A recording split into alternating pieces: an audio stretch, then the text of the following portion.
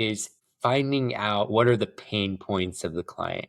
And once you find those pain points, that is the what I call the Rosetta Stone to hopefully you winning the job, because then you can focus on those pain points and say, I will be your solution to those. And that's why you should pick us. Because if you don't have that, you're flying blind because you don't know what's important to that particular client. You don't know, is it the schedule? Is it the cost? Is it the quality? Because you've heard of that tripod, right? It's like cost, quality, schedule. You can't have all three. You can have two, but so there's more, you figure out what are the priorities. And if you're able to speak to those in the proposal, I don't know about you, but like when I'm having somebody do something on my house or whatever, and they just speak my language, it just feels so good, right? It's just like when somebody speaks your name, it just feels, it sounds so sweet. It's the same way when somebody knows and empathizes with what you need and you feel like you're taken care of.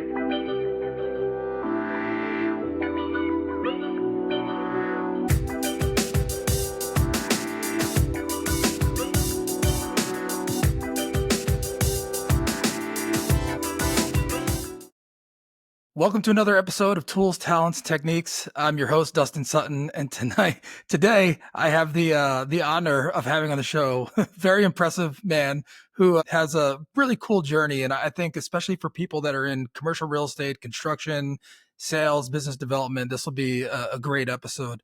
So, without any further ado, here he is, Michael Daneshvar. How are you, man? Great, Dustin. How are you? I'm doing great. I've been looking forward to this. We've been talking about this for quite some time. So just quickly, briefly, in less than 60 seconds, can you just briefly introduce yourself and a little bit about what you do? Yeah, absolutely. Thanks for having me on the show, first of all, Dustin. Yeah, we've been looking forward to this for a long time. So I'm Michael Daneshvar, Business Development Manager for Turner Construction in San Diego. I've been with Turner for about 15 years and been in construction management with Turner for that 15 years as well. So one of the reasons why I've been so excited about this and why I've been so impressed with it, and I know a lot of our listeners and the people viewing online would, because your journey was not a sales journey. You didn't have that experience at first, to my understanding. And you being in construction, and engineering background, if I'm not mistaken, and then turning that into something that you are just doing amazing things with, and you're having an amazing amount of success in. Could you talk a little bit about your origin story and how you originally got into the industry? Absolutely. That's a great question. First off, I'd like to not think of myself as a sales guy. In fact, funny story, when I first entered the role of construction management and I learned what a business development manager was, I was like, yeah, that would probably not be the person that I'll be, like any other career path other than that. Because I think in the past, business development or sales had a different approach. It was more traditional, more like being a used car salesman where you just sell a product but don't necessarily have that connection to the service or that genuine connection to the client. So that's why I felt like I never thought I'd find myself in this role because I was very much an engineer. So my origin story starts in I was born and raised in San Diego, and I grew up in Rancho Bernard, went to Rancho Bernard High School, went to UCSD, and I studied structural engineering. And I thought I was going to be a structural engineer, doing designs, doing CAD drawings, figuring out what the optimal structural solution is for a building frame, and I was very good at it. And I had that mindset, and I love number crunching, and I definitely like math and science better than writing and kind of those softer skills. But then I got introduction to construction management when Turner Construction decided to do a presentation on our school campus at like a structural engineering association of San Diego general body meeting. And those types of things, you usually just show up for the free pizza and you're like, okay, I'll listen to what these people have to say. And then I was just in awe at the different portfolio that Turner Construction had done, not only nationally because they're headquartered in New York, but also in San Diego. And me being a San Diego person, that really resonated with me because they had done some cool projects like the Hard Rock Hotel or the San Diego Convention Center expansion phase two, or some, high-rise condominiums in downtown. And I really felt like if I did a different career path other than structural engineering, it would be in construction management. And if it was in construction management, Turner was the company that I wanted to be with. So I already kind of had my eyes on Turner at that point in time. And this And when you were in college. This this was when UCSD. I was in Okay. college at UCSD, correct. And believe it or not, I didn't get in on the first shot, which I feel like all good things come with, multiple attempts. So first attempt was I went to a engineering career fair, dropped off my resume probably amongst another 100. And, sometimes it's hard to kind of stand out in a stack. And yeah, then I tried again the following year. And luckily, I think I knew somebody that had graduated the prior year and was now working for Turner. And because of that, I was able to make a connection. And looking back on it, hindsight, you learn that when somebody knows you, they're able to kind of probably put you at the top of the stack a little bit. So that was already the first lesson of relationships get you a little bit farther in life They rather than matter. just kind of, yeah, yeah. So that was great. So then I got at least a first round interview. And then once I had the first round interview, then things started rolling into place. Cause then when you give me the opportunity to talk and allow me to be myself, that translates. And I was able to get a second round interview and then an internship.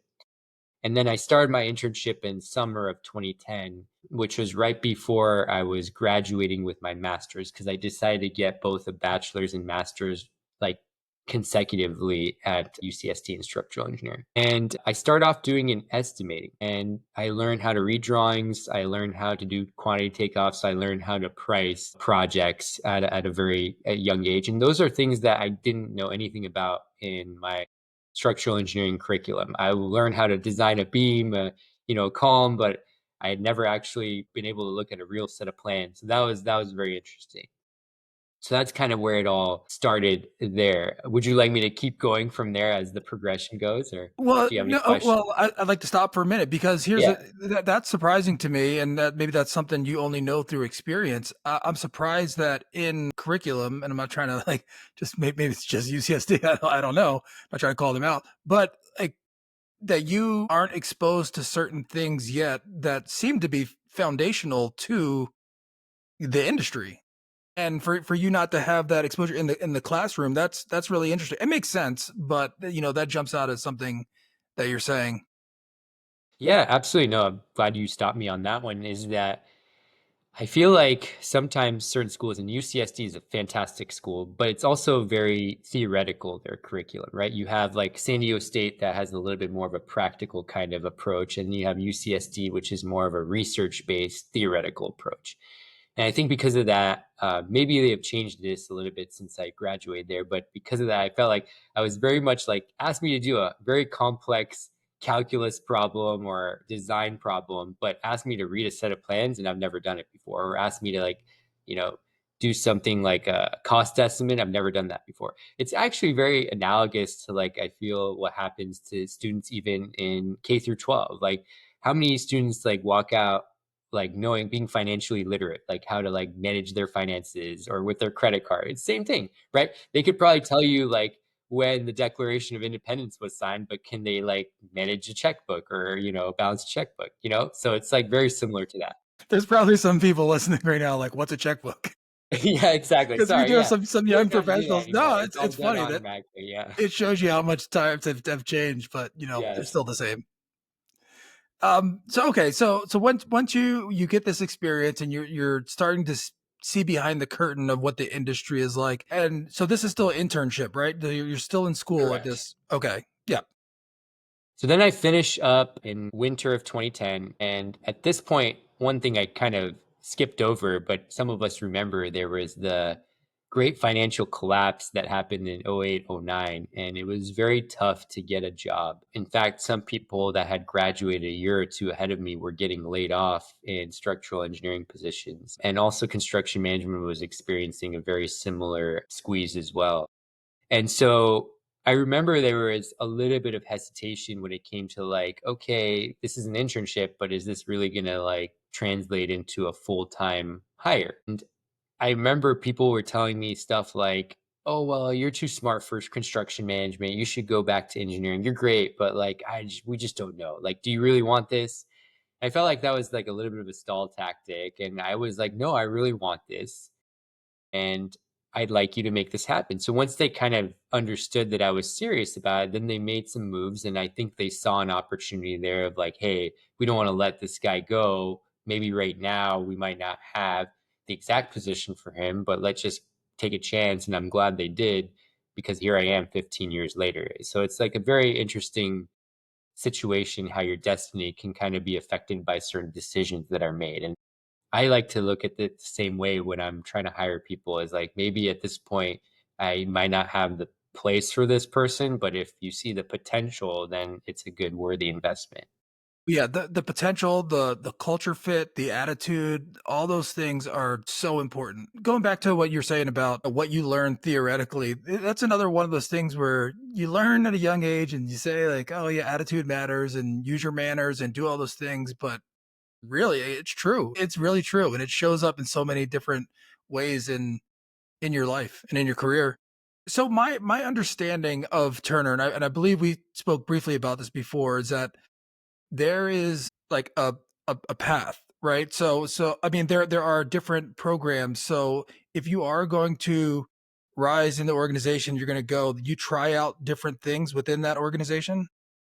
Correct. So Turner's very big on in the beginning of your career doing rotations in different, whether it's different departments or different projects, so that you can kind of do an exploratory wheel and then figure out what you like, figure out where your strengths are, and then lean in more into those strengths. So, for instance, I did a rotation in estimating. I did a rotation in BIM, which we can get into for 2 years. And then the next 2 years, I decided to go to the field and I was a project engineer. And then after that, I continued to be a project engineer and went to another job, SoFi Stadium, which we can get into that a little later. And then after that, became a project manager and then rotated back to San Diego Airport and then eventually rotated into the business development role that I'm in now. Okay, so in those roles, and we can touch on whichever one you want to bring up first. Was there anything that surprised you that you were like, "Wow!" Like early on, like this isn't for me, or this is harder than I thought, or what the hell are we doing? Without throwing them under the bus. Sure, sure. I would say that there was nothing that I felt like I really felt very averse to, but I feel like right now where I'm at, everything that I've done up to this point has led to this point. I really enjoy what I do. So if you ask me, do I like business development better than estimating? Absolutely.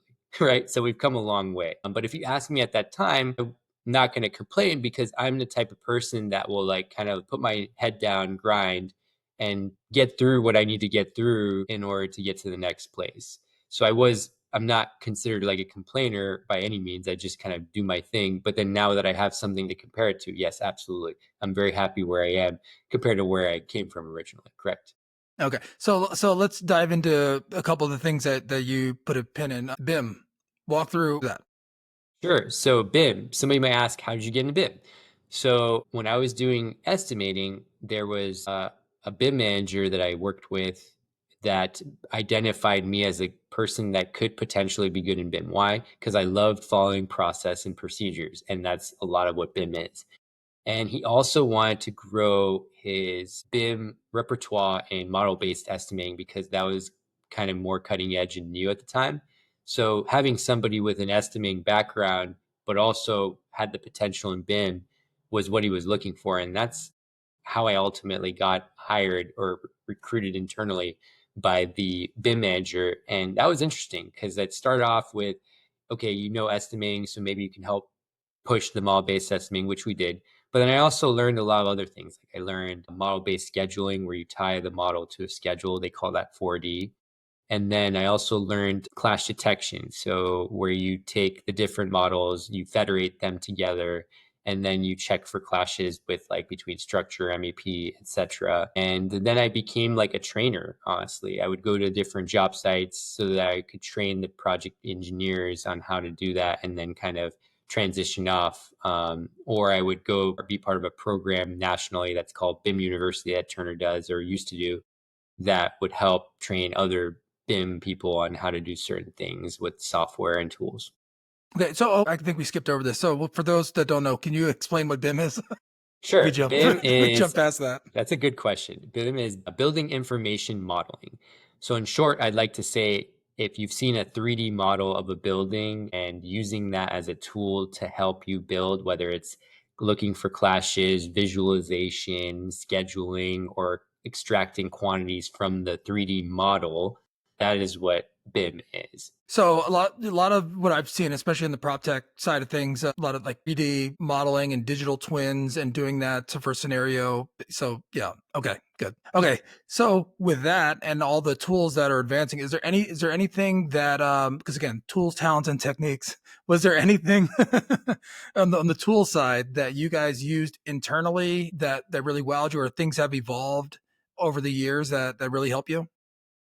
Yeah, so one thing that I feel like has evolved very well has been cloud-based saving of the model, right? Because what happens is the best kind of coordination, clash detection used to be, okay, everybody weekly uploads their individual discipline models, whether it's mechanical, electrical, plumbing, structural, fire protection. And then there would be a main BIM engineer, such as myself, that would then merge the models, glue them together, and then see, do these things actually clash with each other? Now, what's happened is you can upload the model to a cloud that's live. And think of it like working in a Google Doc, in which you're not waiting to upload the next week. You can actually see the other person's model file, but not mess it up. And so as you're modeling, you can already be doing the avoidance of the clash, which saves a lot of time. So that's been huge. Yeah, Is that's like you're cool. not waiting to kind of like cross your fingers and see, okay, are these things going to hit or not? You're like, okay, I can actually see it real time. So that's been a huge development. Oh, that's amazing. Anything else that stands out as far as the technology and the things that you've seen with not just with the BIM, but anything else that Turner's doing that is really pushing the boundaries and leaping into the next. Yeah, I mean, I probably couldn't even tell you, but I know Turner has a very big, robust innovation department that's doing a bunch of R&D. I know they're doing stuff with AI. I know they're doing stuff with, at one point, they were trying to figure out how to use like these like robot dogs called Spot the Dog that would help with like, let's say, laying things out or, putting a camera on them and kind of doing overall, open space type of application where you can get like an as-built 3D photo real time, almost like Google Earth, where you can kind of like walk through the building at a certain point in time. Like, and so you can have a very like complex, rich history database rather than just like static photographs. So stuff like that we're doing. Also, when it comes to like, tying certain elements, structural elements, you can like QR code them or put RFIDs so you can use that for like production tracking. So you can tie that to the model so that as it's being done in the field, you can be like, okay, this is actually like the model showing how much of the building is done. Lots of stuff like that. Yeah, that's amazing. It's so much fun to see how everything is evolving in real time. And when you see the impact on the bottom line and to the client and to the customer and to the people that use the space, I feel like the built environment is so ripe for innovation and there's so much to be done. It's exciting. Absolutely. So let me, and hopefully I'm not skipping over steps. We can always go back, but I really want to talk about your introduction into the rotation of business development. Like, Sure. how did that first come to be? And were you hesitant to go into it, or at this point were you like, yeah, I want this? Yeah. So the way it came about, real quick, kind of touching base on, after I was done with BIM. It had been 4 years that I'd been kind of in the office doing estimating in BIM, and I was like, I need to get into the field because anybody in construction needs to get field experience, and that was correct. So I got my field experience by building that hospital in Las Vegas, building that stadium in LA, and then coming back on the Airport Terminal 1 project, which is an awesome project in San Diego. For those of you that fly in San Diego or fly out of San Diego, you probably have been through Terminal 1, which is the main Southwest terminal. It definitely needs a lot of love. It's being replaced, and the first phase of it is going to be opening up this September, and it's going to be awesome. Yeah, and that's how we originally met. Matt Yes. Semick, shout out to Matt Semick, fellow Blue Hen Yeah. with Latitude 33, introduced us. So yeah, that's great, and I'm Yeah. excited to see that project come to life. So congrats. Yeah. Yeah, shout out to Matt. I appreciate him for introducing us. So that's where I first met Matt too, was on the Terminal 1 project. He was the principal in charge for the civil engineering company, Lad 233, that was overseeing the Terminal 1, because we were a design build team. And as part of the design build team, Gensler was the architect and Lad 233 was the assigned civil engineer. Now, that project, just getting a little bit into it because it is important to, as a baseline for what I'm about to say next, I became the project manager for the architectural systems for the terminal, which meant all the exterior and the interior. So anything you can essentially interact with as the end user, which was exciting. And I was going to be on that project for phase one, phase two, which was a 7 to 8 year endeavor starting in 2020 and then ending in 2028. I thought I had my whole, career set. I got a place in downtown. I was sometimes riding my bike to work because it was only a 3 mile ride along the waterfront to the trailer. And, it was a nice little routine. But anytime I think, you feel like you get a little comfortable, life has different plans for you. So I remember sitting and having lunch with my general manager, and her name is Martine Sanders, and she's amazing, great mentor, great leader. And she said to me, "Hey, what are you thinking about doing in the future?" And she kind of started like hinting at some like bigger plans, and I didn't quite know where that was.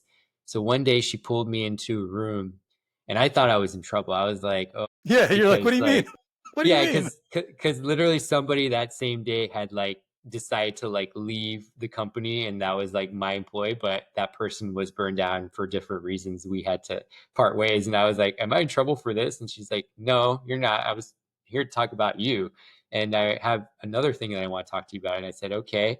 I said, "What is it?" And she's like, "Well, I my last business development manager got promoted, and that leaves an opening, and I need a new business development manager. You came to the top of the list, and the reason for that is because I need somebody that can have the technical background that you've had, because at this point I had about 13 years of experience in the field and pre-con, and then also be a good people person, like wants to build relationships." And she even joked around, "I see you like all over the place. Like you even show up at like happy hours for the other job sites. Like you internally network." And I was like, "Okay, you got me there." So she was very good at kind of identifying that potential, even though I didn't see it, which was what I thought was interesting, that she thought like, "I think you can be good in this role," even though I didn't see that. So I said, "Okay, how long do I have to think about it?" And she said, "As long as you want, no rush, but I'd like to know maybe hopefully in a week." So I thought about, No rush, but let me know. But yeah, yeah, yeah. And exactly. And I got back to her and I said I'm in. Um, and I know that this would be a complete departure from what I was doing, which was the stability of being on a actual project. Because in operations, we call it, it's very black and white, because you have a project, you're on it, you're here for the start, you're here for the finish. It's very tangible outcome. But business development is not a tangible outcome, because you can put your heart and soul into something, which is, a lot of people don't appreciate it because people think it's just like whining and dining and playing golf. But it's a lot that goes into it. It's a lot of research, a lot of analytics, and then you develop what you call like your strategy. And then you are managing essentially a set of leads, like a portfolio that is similar to almost like an investment mix. And you're going to decide as a company, like, what are you going to focus your efforts on, because you can't be everywhere at once. I think that's the first thing, is setting up your strategy. And then once you do that, then you can do targeted pre-sale efforts, we call it, which is meeting with clients and designers and owners reps and CMs that are aligned with those potential opportunities that you see on the horizon, so that when the time comes and they're ready to go out to bid or ask for proposals, you already know about it. You already have a team and you have a win strategy. And then you execute by putting that proposal together, getting the team rallied up behind you to put that proposal together, prepare for the interview, and hopefully wow the client into a point where, if it's best value selection, they'll say, "I want to pick Turner Construction." And once that happens, then you do the contract negotiation. And as soon as that's done, then I hand it off to operations, and my job is at that point complete. when you moved into that role, Was there a specific training program that you had for the sales process and the business development process?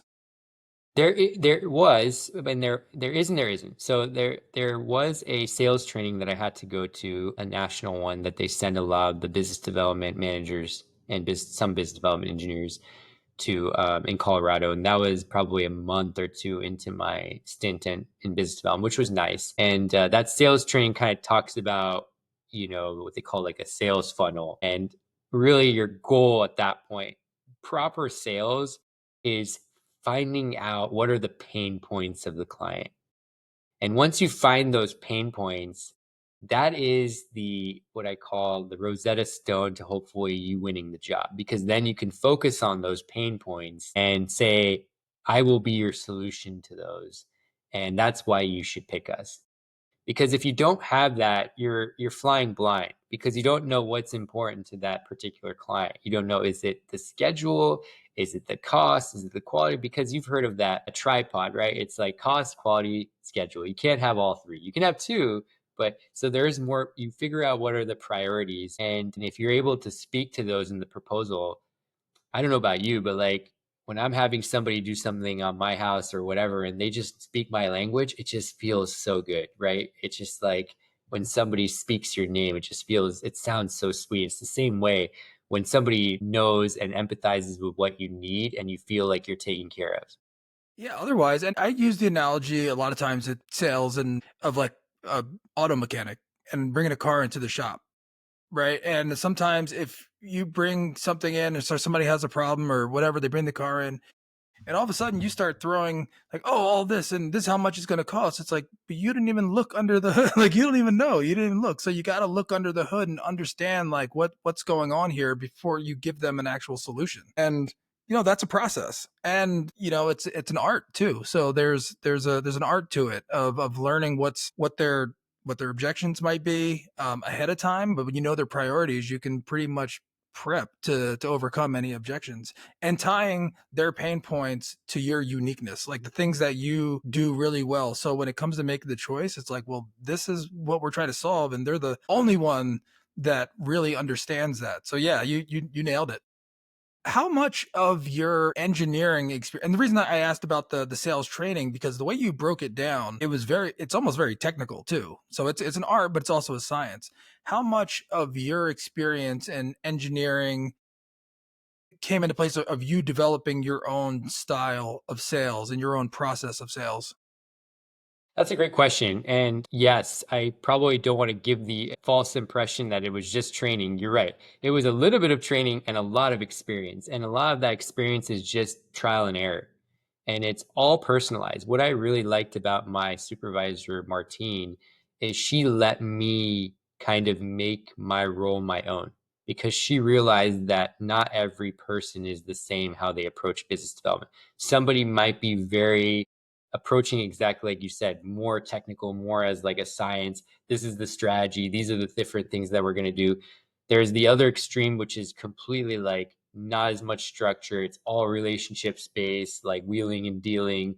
I'd like to think of myself somewhere in the middle. And I feel like what my style has been is I bring my genuine self to the table, right? I try not to sound pushy at all. I try to be like, hey, let's have an open conversation. I want to learn about you as a person first. And then let's talk about your job. Let's talk about your pain points. And maybe we can help you out and just come across very authentic and just be myself and not be too pushy. And that seems to work for me. Also, what I do a lot of is I try to be very helpful in times where I don't even get any direct benefit because people remember that and they will be like, okay, this was not just transactional. This person was the real deal. And when that opportunity comes, I know who I'm going to call. And I feel like it's all about playing into that long game of, like I said before, relationships that's important.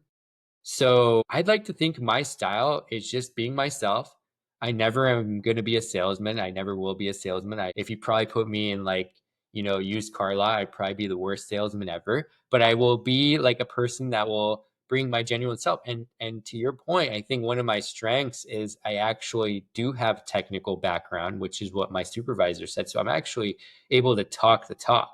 So when we're talking a little bit about, schedule or cost, I know a little bit about everything to be dangerous. I'm not going to claim like I'm the best master builder by any means. There's people are way better builders than I am. But at the same time, I also know more than the average bear when it comes to construction. And I can speak to that. So that allows me to have a little bit more credibility when I'm talking to somebody, which helps bridge that gap. Because I don't know if you've ever talked to certain BD people, and I'm not going to mention any names, in some of my, maybe competition, they just are pure salespeople. And you're like, okay, I don't want to talk to you. I want to talk to the person that's actually going to build my job. I help bridge that gap. So, eventually we'll get there, but I help develop that trust up front. Yeah, and that's so huge. And going back to the relationships, and I had a manager. Actually, he was like my manager's manager years back when I was working at a REIT, and he told me one time was I had some issue and I came in. I was like, oh, there's a truss break over at this property, and I don't know what to do. And so he was like, oh, like we'll figure it out. And he was so calm about it. And we went into this meeting and we kind of scheduled something out and started talking to people. And he said something to me. He's like, similar to what you're saying about just knowing enough to be dangerous. He's like, listen, I don't know everything about roofs. If I did, I'd be a roofer. I don't know everything about HVAC. If I did, I'd be an HVAC guy. He was like, but I know enough to know when it's time to call in somebody else to get their opinion. He was like, so when something happens, like, why is there this, you know, 60 mil TPO on this? Like that doesn't quite jive. And maybe there is a reason. I don't know. But he's like, let's go talk to somebody who knows. And having those relationships and being able to just pick up the phone and say, hey, you got a minute? I want to talk through this is huge. And you talk about, you know, those people that answer the questions of like, oh yeah, this and that, they become a trusted resource. So when it is time to do a roofing project in their area, guess who gets the first call? So that resonates deeply with me and my experience. But you also said something about you can't be everywhere all at once. You seem to be everywhere all at once though. Like Both. you go to a lot of events, you're involved with a lot of organizations. Have there been any organizations or groups that you found especially helpful in your career development and outreach? I know like there's NAOP, there's ULI. Are there any ones that jump out to you that you're like, hey, these are ones that I really enjoy being a part of? Sure, yeah. I mean, we met at a NAOP golf tournament, so I'd say NAOP is probably at the top of my list when it comes to meeting people, commercial real estate, very well organized group. I also really enjoy DBIA, Design Build Institute of America. Um, and then I recently joined the board of AMFP, which is the Association of Medical Facilities Planners. They opened up a chapter that just launched in end of June. So making a shameless plug there for people that want to join our growing chapter. And that's everybody that is kind of in the healthcare building industry, because healthcare is big in San Diego and continuing to grow. So that's been pretty powerful because I get to meet a lot of people that are kind of the who's who on both the building and the owner side of healthcare.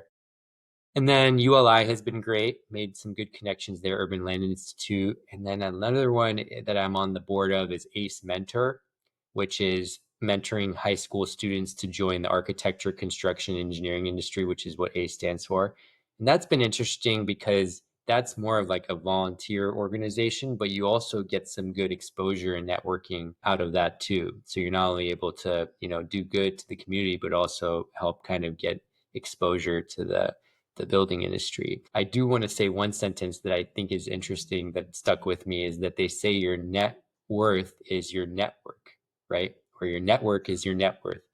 And that's true because when I first started this out, I started from scratch. And that was the beauty of it. It was very organic. I didn't really know too many people outside because when you're on a job site, I feel like you're sequestered. You're kind of just like, head down and you don't really get out in the industry. But then when I started to be very open minded. I was very big on saying yes to everything. I think now I have to probably start saying no and being a little bit more selective. But by saying yes to everything, it helped me kind of rapidly grow my Rolodex to the point where now it just a little bit more automated, and how people like now reach out to me and my name has gotten out there, and I can kind of be more selective on like who I want to meet with or how I want to spend my time. But where I want to go with that is that your point was perfectly said, was I don't know everything, but what I do know is who to call. And that makes me much more valuable when I'm like, if I'm going to solve this problem for somebody else, let's call X, let's call Y, let's call Z. And that gives you now a much more robust turnkey solution than me trying to just kind of fake it till I make it by myself. Yeah, that's huge. But one thing I want to go back to what you talked about the ACE program. I believe that's what you did. It was. Correct. This also ties into what you said earlier about, not getting the in college, not having like the real world experience. So now that you've had that and you know that, now you can go back and teach others and say, you can be that bridge of that information of saying like, yeah, this is the real, this is the way it really works. And these things are important, but this is the big, and then you kind of can fill in the middle. So yeah, that's amazing. And especially when you do things that, there's no immediate realized benefit for yourself, but you start doing these things to help others. It's amazing how much it comes back to you. It's like karma. It really does. Yeah, like I'm actually jealous of some of the students that are getting the mentorship in high school that I wish I got, because I'm like, you guys are going to be way ahead when you like hit the ground running when you graduate college. You're going to know a lot more than I did. So that's, yeah, a good way of giving back. Yeah. So, and this is not me bringing you into the manager's office, and but what's next? Like, well, I mean, I know you love. I know you're good at what you do. You love what you're doing. Like, what's next for you? Is there anything else? Or are you just gonna keep doing this while you're hitting home Yeah, runs? that's a appreciate that. No, that's a great question. There is a plan. The plan is that hopefully I will in the next 2 or 3 years continue to do this, because I think it took a year or two just to figure out what way was up and get my stride. So now I want to take advantage of that stride. And even my general manager recognizes that. She's like, yeah, yeah, keep doing what you're doing because now you finally have gotten the hang of it.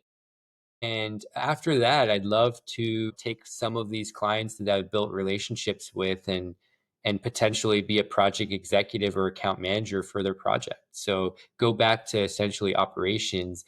So still do sales, but now sales is now one part of what I do rather than the only thing I do. So kind of going back to operations, but helping kind of a client get their project vision to life and having a team working underneath me. That's what I'd like to do, is basically be a project executive. Well, if your past is any indication of your future, I have no doubt that you will do it and you will be wildly successful at it. Before we take off, is there any parting words of wisdom or anything that you want to share? And I'll include your company and your LinkedIn bio. I'll include all of that in the show notes. But is there anything you want to leave our audience with? Yeah, I mean, my role is sometimes can be very tough, right? Because you're losing more than you're winning. And the thing that I will, I guess, part with is, keep being persistent. Keep having a good attitude. And if you're persistent, you have a good attitude, and you work hard, that will prevail, and you will be rewarded in the end. So if you do feel discouraged, Sylvester Stallone would say, keep punching, right? So that's what I'd like to. That's what I like to part. All right, keep punching. Michael, thank you so much. Really appreciate it. Congrats on all your success. And I look forward to continuing the relationship, man. Absolutely, Dustin. Thank you very much for having me, and have a great day.